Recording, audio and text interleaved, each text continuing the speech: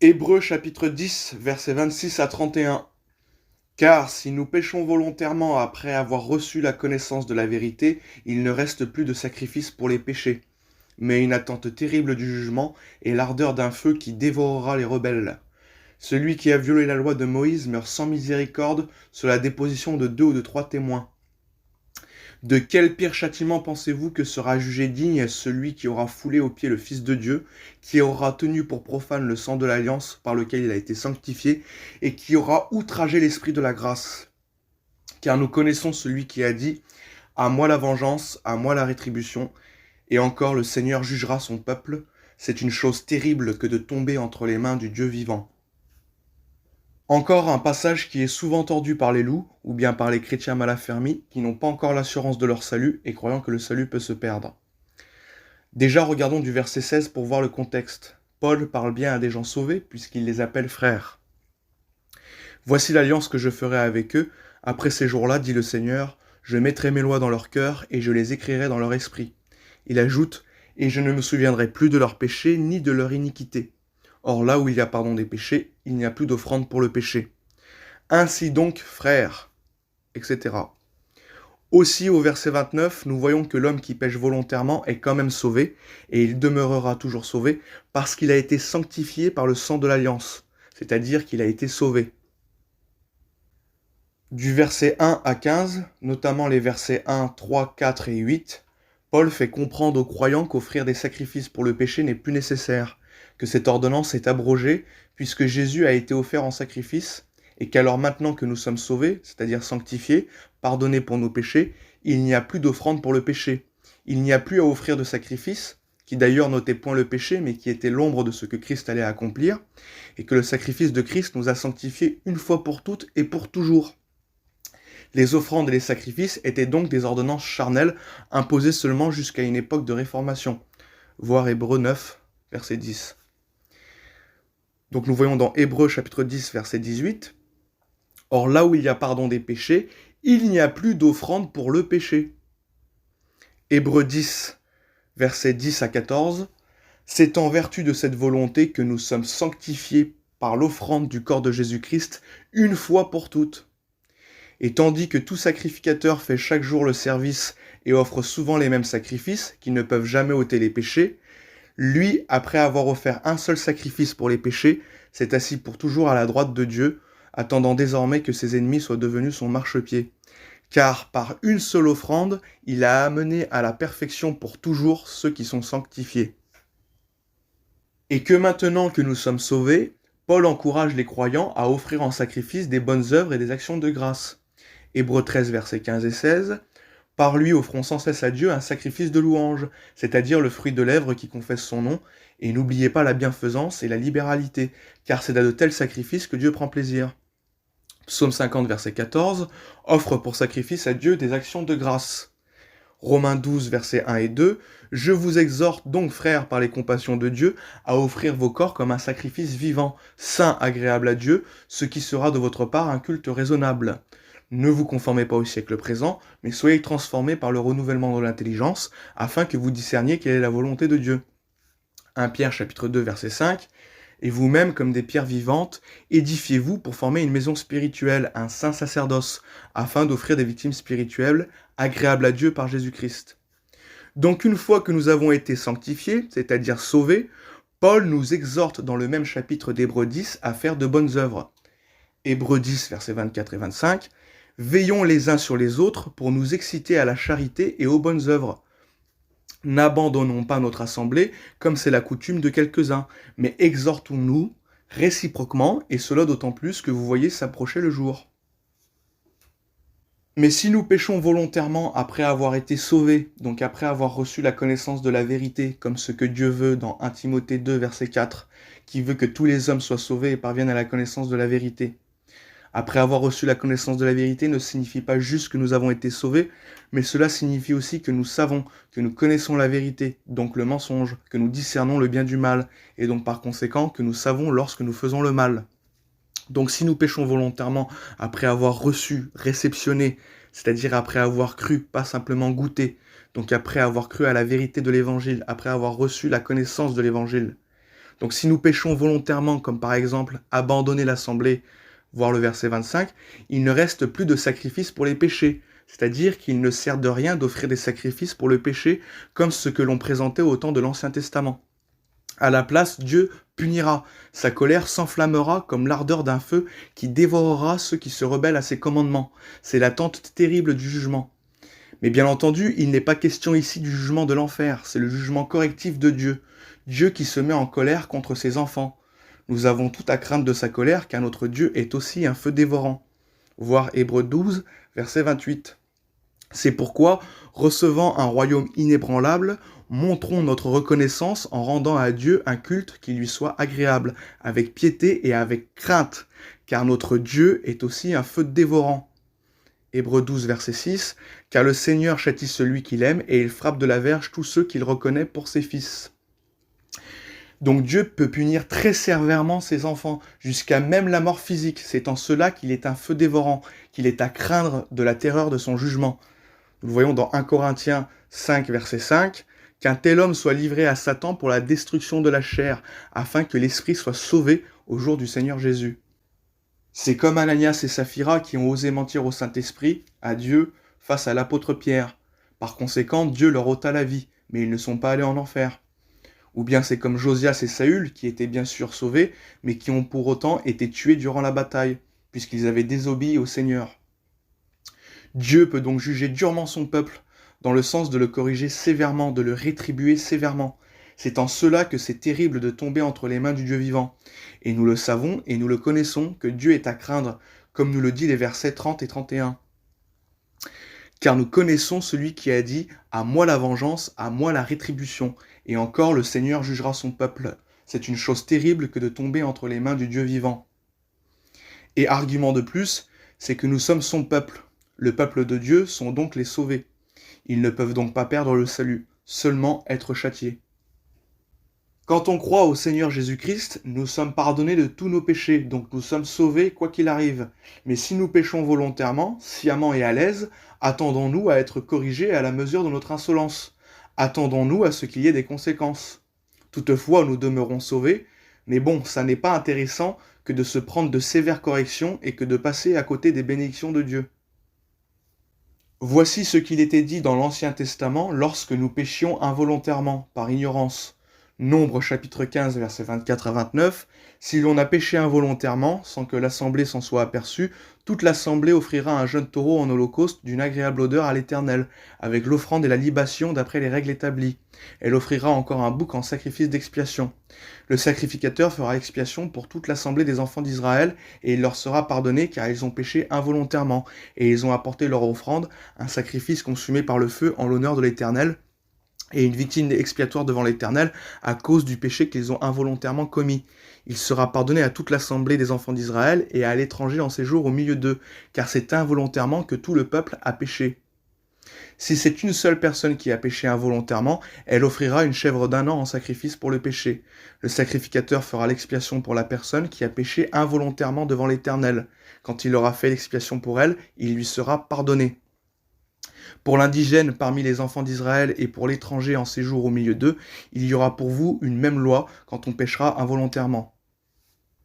Et voici ce qu'il était dit, toujours dans l'Ancien Testament et dans le même chapitre, lorsque nous péchions volontairement. Nombre chapitre 15, versets 30 à 36. « Mais si quelqu'un, indigène ou étranger, agit la main levée, il outrage l'Éternel. Celui-là sera retranché du milieu de son peuple. Il a méprisé la parole de l'Éternel et il a violé son commandement. Celui-là sera retranché, il portera la peine de son iniquité. » Comme les enfants d'Israël étaient dans le désert, on trouva un homme qui ramassait du bois le jour du sabbat.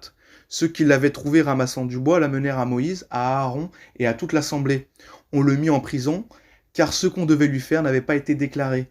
L'Éternel dit à Moïse, « Cet homme sera puni de mort, toute l'assemblée le lapidera hors du camp. » Toute l'assemblée le fit sortir du camp et le lapida, et il mourut, comme l'Éternel l'avait ordonné à Moïse. Dans l'Ancien Testament, on était retranché, exilé. On était aussi puni de mort. On pouvait être lapidé à mort juste en ne respectant pas le jour du sabbat. Alors dans le Nouveau Testament, si donc nous sommes sauvés et pardonnés de tous nos péchés, et que nous continuons à vivre dans le péché volontairement, je ne parle pas ici de péché addictionnel, durement contrôlables, qui sont un peu comme des péchés involontaires, qui certainement peuvent empêcher des bénédictions, qui nous pénalisent, mais qui ne nous soumettent pas à des punitions fortes du Seigneur. Je parle donc de péchés dont on peut largement contrôler, comme voler, tuer, etc. Si donc nous péchons volontairement, cela revient au même que de mépriser, de fouler aux pieds, de profaner, d'outrager le Fils de Dieu. Alors le châtiment, la punition sera d'autant plus grande que celle de l'époque de l'Ancien Testament sous la loi mosaïque. Vous ne pourrez pas simplement apporter une offrande et régler le problème. Vous serez comme retranchés, exilés. Et donc les sacrifices d'animaux avaient pour but de réparer la relation entre nous et Dieu, pas de nous sauver, même si c'est aussi l'image de ce que Jésus-Christ allait accomplir à la croix pour nous sauver. Et aujourd'hui, se confesser, c'est comme une offrande pour réparer notre relation d'avec Dieu. Nous le voyons dans 1 Jean chapitre 1 verset 9, « Si nous confessons nos péchés, il est fidèle et juste pour nous les pardonner et pour nous purifier de toute iniquité. » C'est comme si un enfant ayant fait une bêtise vient s'excuser, la punition sera moins sévère ou il n'y en aura pas. Mais s'il est têtu et qu'il me défie, c'est boum, c'est la fessée. Quand il péchait volontairement dans l'Ancien Testament, Dieu n'acceptait pas le sacrifice d'animaux pour réparer la relation, il les punissait. Maintenant c'est pareil, si je pêche, je demeure toujours sauvé, mais Dieu ne va pas juste écouter ma confession, il va aussi me punir.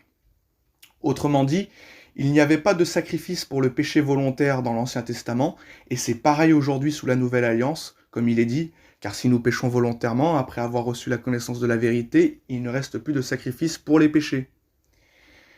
Dieu est même plus sévère et plus exigeant d'une certaine manière dans le Nouveau Testament, car auparavant nous n'avions pas l'intégralité de la parole de Dieu, et nous n'avions pas le Saint-Esprit qui habitait en nous.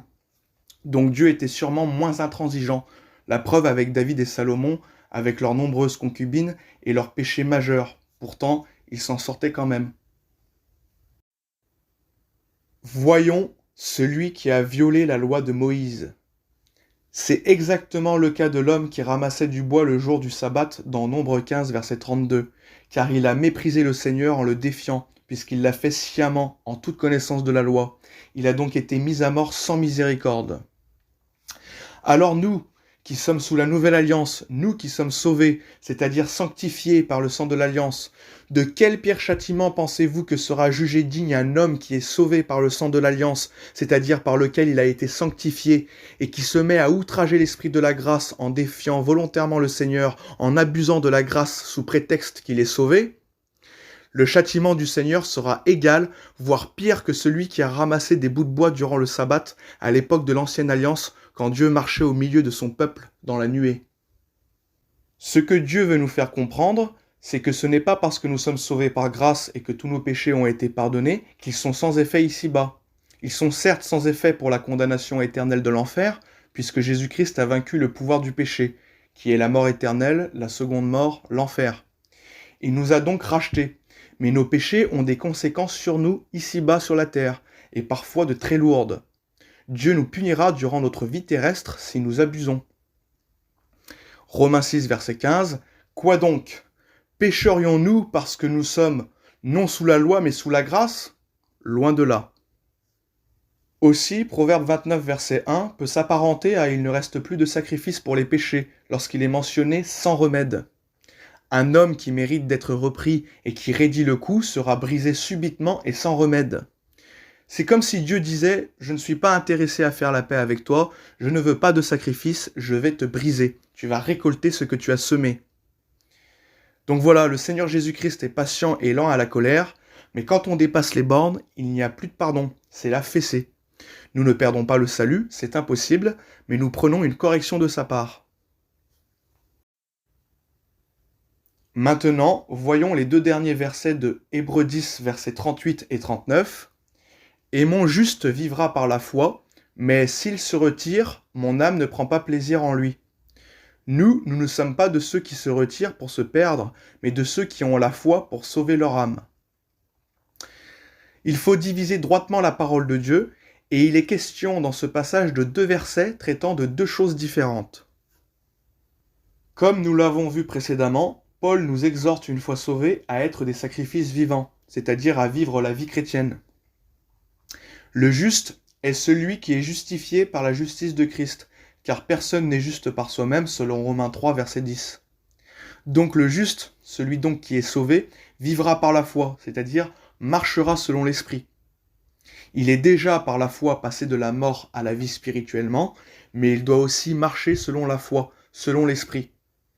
2 Corinthiens chapitre 5 verset 7, car nous marchons par la foi et non par la vue. Galates chapitre 5 verset 25, si nous vivons par l'esprit, marchons aussi selon l'esprit. Mais s'il se retire, s'il ne marche pas par la foi, il ne perd pas son salut, mais Dieu ne prendra pas plaisir en lui.